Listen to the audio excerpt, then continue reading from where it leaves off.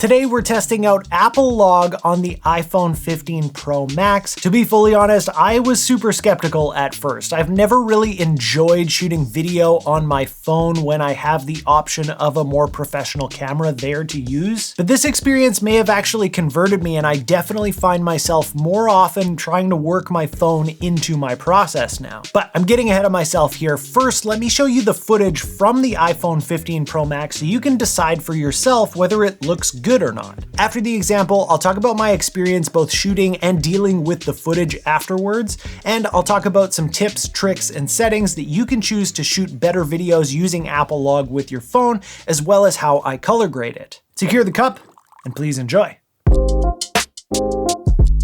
The following video was filmed on the iPhone 15 Pro Max in ProRes Apple Log using the default camera app.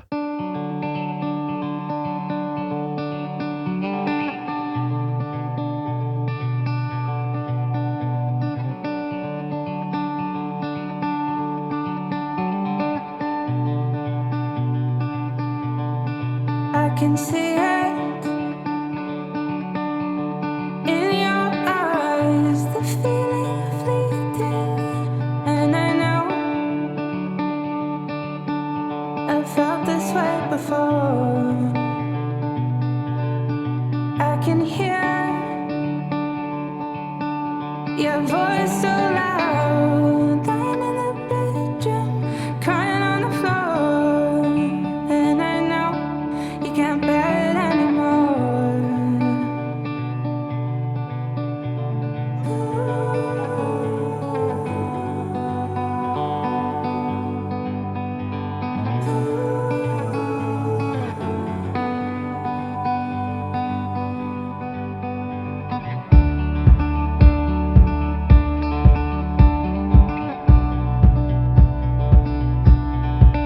I can feel it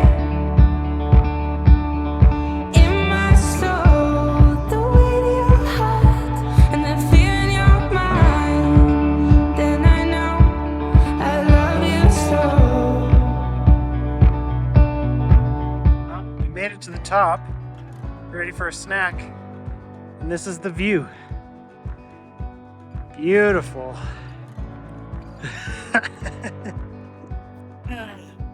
Can you do?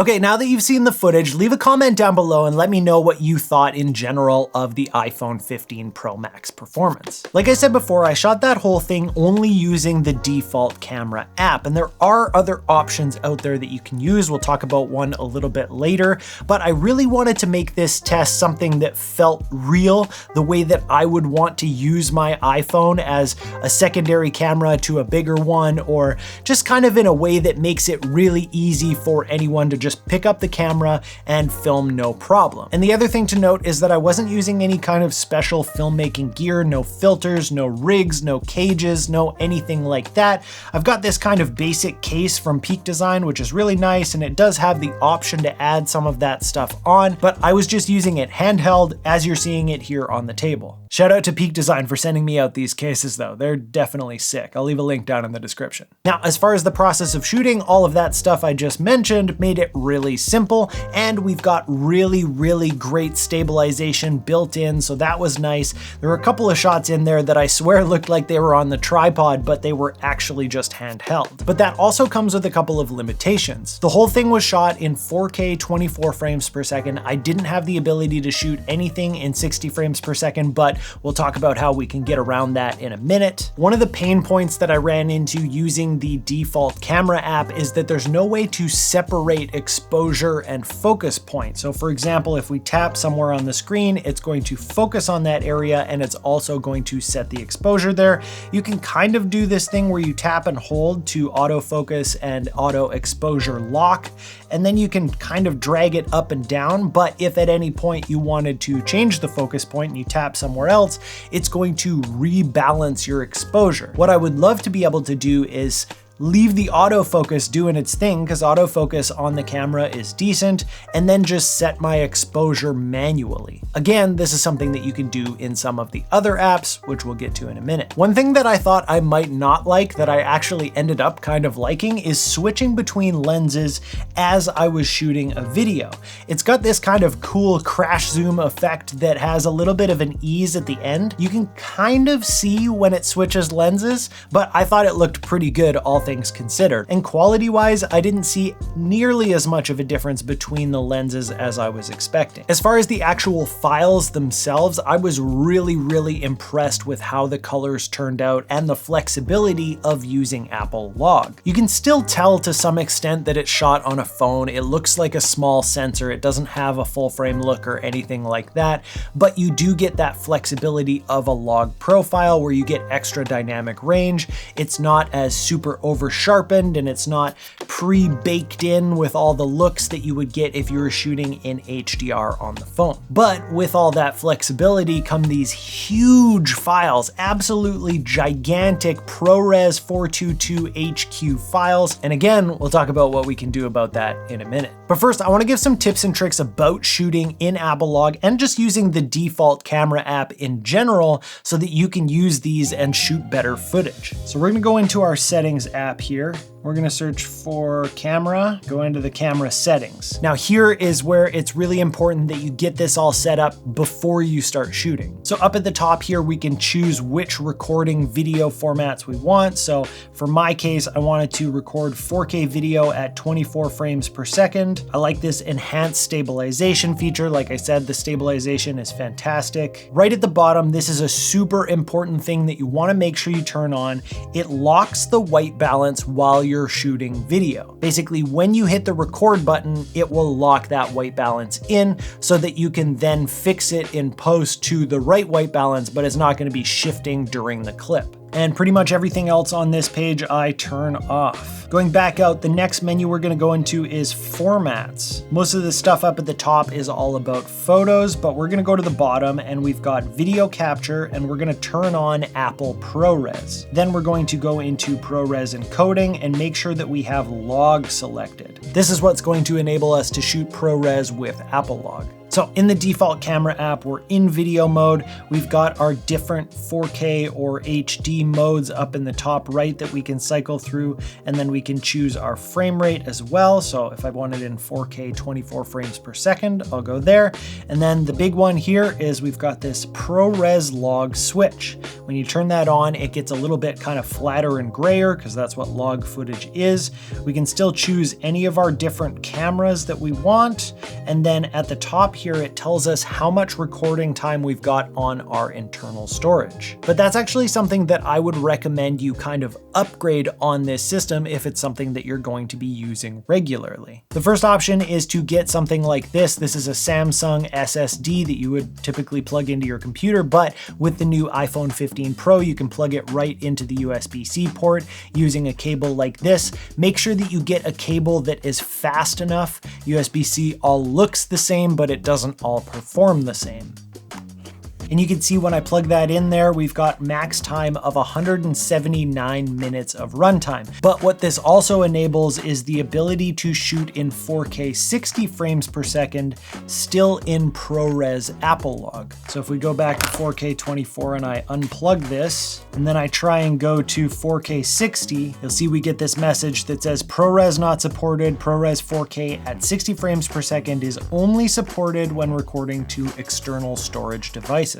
But we've got another option if you don't want to have to figure out how to rig up an SSD hanging off the side of your phone. This is a 1 terabyte thumb drive that I picked up on Amazon. It's got USB-C on one end, and then it's got USB-A on the other end, so you've got options to plug it into the computer easily afterwards, depending on what ports your computer has. It's super tiny, fits in the pocket, and when we plug it in here, again, we've got that max runtime of 177 minutes. We'll go go over to 4K 60, so we've got 71 minutes of that version. And as you can see, there's nothing dangling, it just hangs outside of the phone a little bit, so you're not worried about it getting pulled out as much as you would be if you didn't have the other option rigged up properly. I'll leave links for both of these options down in the description, including good cables that you can use for the SSD version. But the one thing that I would say about the thumb drive version, or specifically this thumb drive since I got it, I noticed that it gets really hot really fast. It seems to work just fine, but it's just hot to touch after a little bit of filming. So that's my kind of disclaimer right here.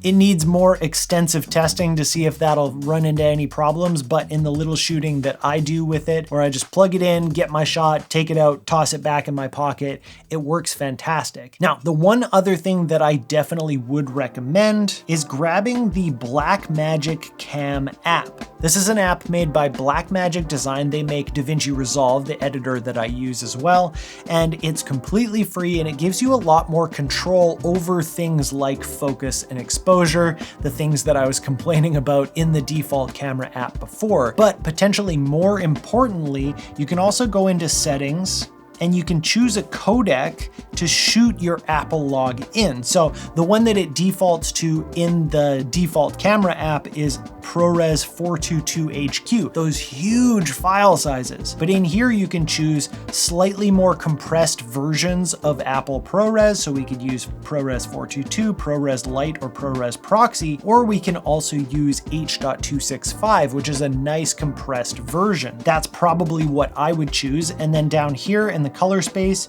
you choose Apple Log HDR and you're off to the races. Now, this is gonna take a little bit more getting used to if you're not used to those kind of camera controls and stuff from bigger, more professional cameras, but you can still use it in fairly automatic modes to start with, and then you can dive into getting used to those controls as you go. And one thing that's really awesome is that you can load Luts right into this so that it displays properly, so you're not looking at Apple Log the whole time. And I'll leave a couple of conversion Luts as a free download down in the description if you want to go check those out, that you can load onto here or you can use to color grade your footage. So like I said, I highly recommend grabbing the Blackmagic camera app. I will leave a link down in the description where you can find it. Now, I know that this has been a lot, but I still want to talk about how to properly grade Apple Log footage, because there are a couple of things that are different about it than you might be used to with other footage from other cameras. All right, so I'm going to show you two different ways that you can deal with Apple Log footage to get it looking normal again,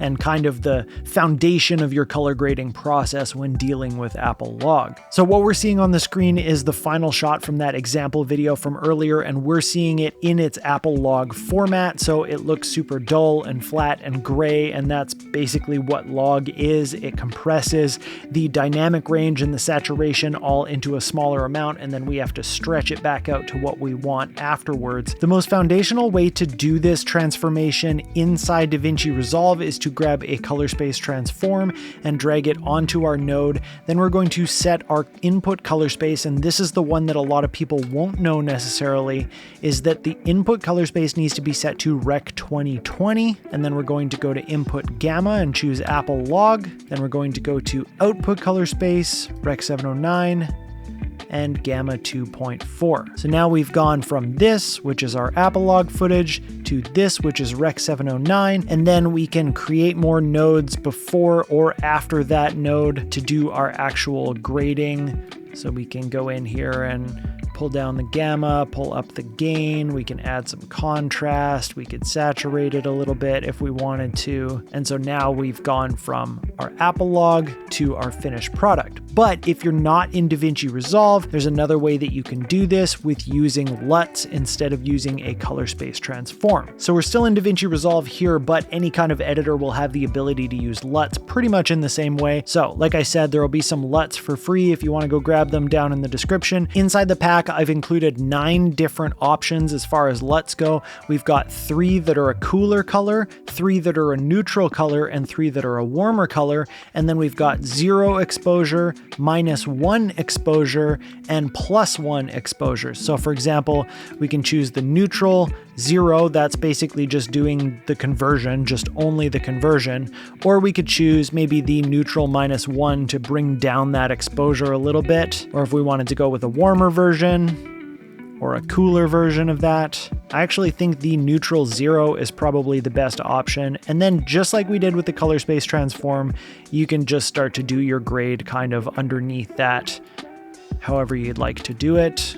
Add some contrast, add some saturation, and we've gone from this to this. So that's a look at Apple Log from the iPhone 15 Pro Max. I do have a video coming soon that's this versus the Sony FX3 to highlight Apple Log versus Sony S-Log 3 footage. If you want to be notified for that, make sure to hit the subscribe button and hit the bell notification so you don't miss out on that video. Thank you so much for watching, and I'll see you next time. Coffee is delicious. Switching it up. This is an Americano Misto today with oat milk.